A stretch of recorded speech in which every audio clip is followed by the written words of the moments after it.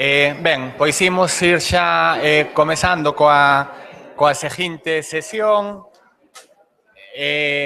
Imos sentando para darlle xa paso a Héctor.